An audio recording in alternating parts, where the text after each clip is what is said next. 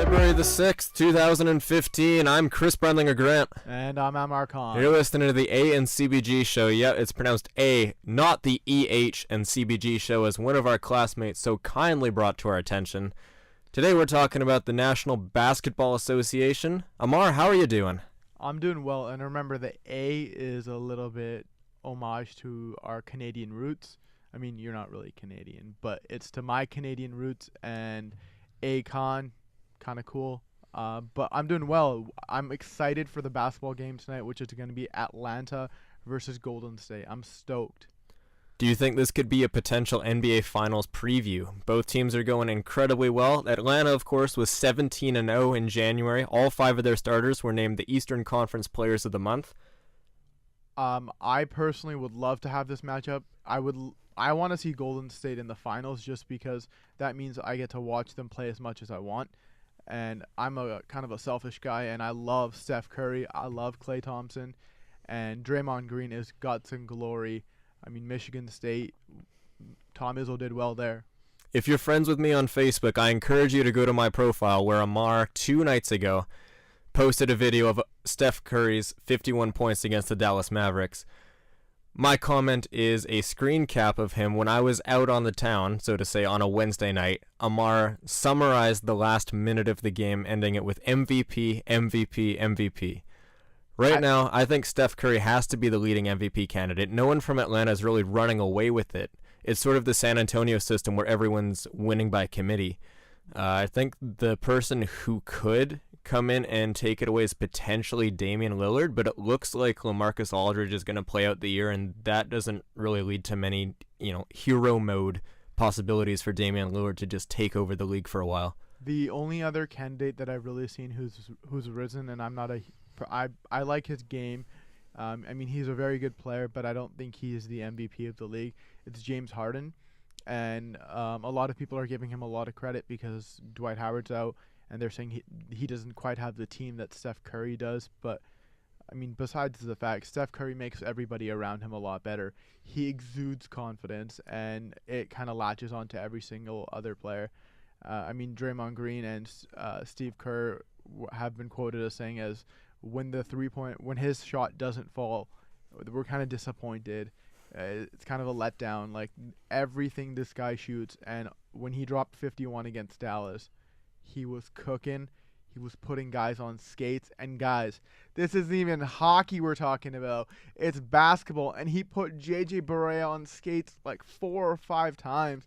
And then he does the little crossover step back 3 over Raymond Felton to get 51. Unreal. Golden State has the second best record in the NBA. Atlanta took that over with their 19-game winning streak that just came to an end. But I don't think they're going to represent the Western Conference in the finals.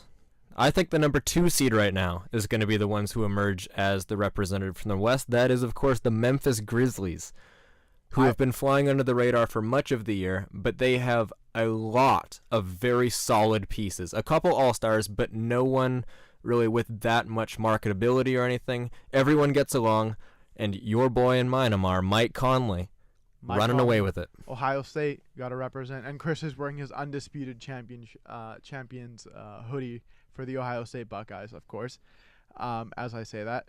But Mike Conley, I personally think a lot of people are clamoring for Damian Lillard, and I rightfully think that he should have made the All-Star team. But I also felt like Mike Conley got snubbed a little bit too. He consistently plays well, even when Gasol or Randolph are out. He has his team with the second best record in the West, which is really hard to do, especially if you look at Houston, Portland, the Clippers, Dallas, and San Antonio are behind the Memphis Grizzlies. I don't think anybody would have said this 3 or 4 years ago. And I think the large part had to do with trading Rudy Gay away and the emergence of Mike Conley Jr. We talk about this already, but in the Western Conference, there's 10 very quality teams that could make a push for the top 3 spots in the East. Oklahoma City right now, it looks like someone hacked into their system, like the Lizard Squad from Malaysian Airlines hacked into the NBA system and just changed the records around. Oklahoma City Thunder are 10th in the Western Conference. 25-24. I mean, they've won 2 in a row. They're starting to gain a little bit more traction now that Westbrook is. I think Russell Westbrook has been the best player on that team. Kevin Durant's been back, but that to me this year has been Russell Westbrook's team by far. And I mean, he had that 45-point like triple double, which was absolutely unreal. They have to make up some ground on Phoenix and San Antonio, which I don't think is really gonna happen. I mean, San Antonio's 6 games up, Phoenix is only 2, but Phoenix is playing pretty well too. I feel like if the Thunder make some sort of unbelievable run, let's say 20-5 over the next 25 games or something to the effect of that, with Kevin Durant's toe injury keeping him out, in and out of the lineup for that time, and Russell Westbrook just demolishes guys, puts up close to triple doubles as he has been doing recently, he's someone who could be a dark horse right now for MVP. You'd get pretty good return on that bet right now. I mean, there's 33 games left for them. Let's say they go 25-8. They could sneak up to that 5th or even 6th spot. You never know. And even if they're at the 8th, and I'm the Golden State Warriors, I don't like that matchup. No one ever wants to play Oklahoma City in the playoffs. I mean, personally, I like Memphis a lot just because of their 2 bigs and the fact that they can control the paint. I think the only team that can take out Golden State is Memphis. And that's because also the Jeff Green trade was phenomenal for them. Like, they gave up nothing, and they didn't give up a whole lot for the chance to be able to win right now. Memphis is made up of a lot of bigs, fast guys, and guys who are in the NBA and who have made a career out of playing tough defense. That's the type of team that's going to beat Golden State, and I really hope that we see it in, sometime in the first 3 rounds of the playoffs. If everything turns out the way it's supposed to be, that's going to be a tremendous television. They got 2 guys from Boston over the past, 2 years, I believe. And one of the most, I just mentioned Jeff Green, but the more underheralded one has to be Courtney Lee. He gets absolutely no respect. Doc Rivers disrespected him by not playing him when they signed him to that contract and lured him away from the Orlando Magic. By the way, he does have some not championship, but he's been to the finals. He was in the finals with Orlando. Yeah, so he does have some good experience there, and I think he's probably one of the only guys who's been to the finals. But that team is good everywhere. And Kosta Koufos, coming in as their 3rd big man, that's a good backup. Another quality Ohio State guy, Kosta Koufos, straight out of Greece to Columbus, Ohio, then to Memphis. Now, I don't know if you watched this Clippers versus Cavs game, but man, those Cavs have won 12 in a row, and they are absolutely destroying everybody in their path. I think at one point they were up 35 points. Matt Barnes got thrown out of the game. Chris Paul got a technical. Doc Rivers was losing his mind. At one point he even put Austin Rivers in the game. The thing with this game yesterday, the final score didn't reflect how the game went at all. 10-point win. Yeah, the Clippers bench really stepped it up towards the end in garbage time, though. The largest lead for the Cavs was 32 points. The Clippers had 5 technical fouls throughout the entire game, and Chris Paul even at the end said, this rookie referee, I'm sure you've all heard it by now, this female rookie referee called a tech on me. That's absolutely insane. It's incredible. That should never happen, and perhaps this isn't for her. He's been getting a lot of backlash on this in social media, and understandably from the referees union. But I don't find any fault with that. Yeah, how are you going to address her? Yeah. It says in his quote, the attribution is her. I don't think this is for her. You're not going to use any other word to describe it. He can't say individual. He can't say that person, right? He has to clarify who he's talking about, and her is the only manner in which he says it. If he says her name, that's probably just as bad, right? And Chris Paul's not a guy with any malice. He doesn't have any hatred towards anybody. But that call that she did make, and I heard the little clips and stuff about it. It was ridiculous. It was just more in the heat of the moment. Things were getting really chippy between the 2 teams, and Chris Paul was just kind of getting in everybody's face. But that's what he does, right? And he's respected by referees. He's respected by his players and his peers. I think that technical foul was just nonsensical. The Clippers are a very good team.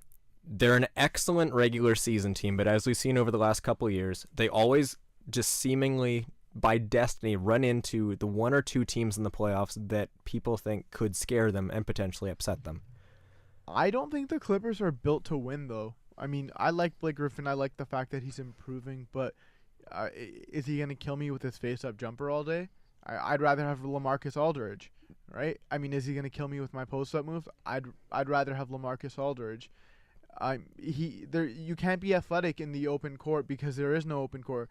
It's the playoffs. Everyone's running back a lot harder. You're not going to get fast break opportunities like you do in the regular season. There's no showtime. I mean, DeAndre Jordan is pretty much non-existent in the playoffs. DeAndre Jordan's one of the top 5 bigs in the league. I'll say that. But past him on their bench is essentially Jamal Crawford. I mean, they have Glenn Davis and Spencer Hollis, but those are 2 guys who are undersized, and they play stretch 4s, right? There's no semblance of any rim protection at all when DeAndre Jordan is not on the court. I concur. And in fast break, even just setting up pick plays, there's absolutely no fear that you're going to get it rejected when you go to the middle of the floor. A month from now is Hassan Whiteside a 98 overall in NBA 2K15? I give him a 96. I mean, his close-up, his inside game, it might be a 99 because I think he went 4 for 5 one night, and every single shot was within 6 feet. Like, he's smart. He knows where to be, and he does his job. He doesn't try and do your face-up jumpers or anything. He does his job well. He's a second-round pick. This is his 3rd year in the league, and this is the first we're hearing of him. Boy, that Miami Heat team is a lot different than what we saw with LeBron James. You have Shabazz Napier, completely different names, and even though they're below 500 right now, they're going to get in the playoffs, as we've said, especially in the Western Conference if Oklahoma City gets in. The same with Miami. Once the playoff starts, anything can happen. I really think Miami might miss the playoffs, to be honest. I mean, they're 4-6 in their last 10. They don't really have the most competition, but Brooklyn and Detroit are there. It sucks for Detroit that Brandon Jennings went out the way that he did. Somehow Boston's there too. Indiana is 3.5, 4 games back. If they get Paul George back, maybe they can make a run. I mean, there's no cohesiveness there. I'll take Miami just because of all the experiences there. Dwayne Wade and his championships, Chris Bosh's championship caliber and experience. Even guys like Norris Cole, Mario Chalmers, who've been there before in those big moments. I'll take them over a Boston or anybody like that, really. I just think they're so beat up, though. Eventually, you just start, the Spurs this year, everyone's like, oh, Pop's not really playing them because he doesn't really want to tire them out. But once you go to the finals, 4 years in a row like they did, you get tired. You can't play that many games. You have, 1.5 months of kind of rest period, and then you're kind of back into it. And even then, you're doing your press, and you somehow have to mix in workouts. It's February the 6th, so of course it's not too early to come up with our NBA final predictions. Ahmar, who do you like? I'm going to watch the Golden State-Atlanta game today, and I hope that's the final because those are the 2 best teams in the league. If Golden State doesn't make it, I hope it's Memphis because I love me some physical basketball, and Marc Gasol and Zach Randolph do just that. I like Memphis in the Western Conference, as I explained earlier. Defense wins championships, especially in the playoffs. That's the only way you can get to a championship is by playing in the playoffs. And it's hard to go against Atlanta right now. It's really fun to watch them play, but I don't think that style is going to hold up through 3 rounds of the playoffs and the rest of the season. I think it's going to be the Washington Wizards that emerge from the Eastern Conference this year. I think when John Wall is completely healthy and that team gets rolling through whoever they play in the first round, let's say Milwaukee or a Charlotte, get some confidence going, the chemistry continues to build. I think that team is athletic and big enough that they can make a lot of noise in the playoffs, and that's my dark horse pick. Furthermore, that is who I think will legitimately represent the Eastern Conference. They're considered a dark horse because of the way that they were playing earlier in the season, but now obviously they've won 12 in a row. Cleveland has a legitimate chance. I mean, I remember not too long ago, Chris, we did tell people not to worry. I think we were right about that one, eh?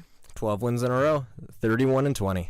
Going into the All-Star break, it looks like they're untouchable. I don't know if it'll hold up. I'll say that Washington beats Cleveland in 7 to go to the NBA Finals. Yeah, I think that if Kevin Love can play the way that he's recently been playing, that the Cavs are unbeatable. I mean, if he plays the way he does, and everybody knows he can, and J.R. Smith is contributing, they're going to get Shumpert in. They're a deadly team, and I would never want to play those guys.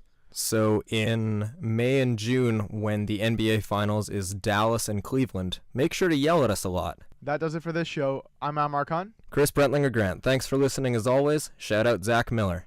Gra-ta-ta-ta.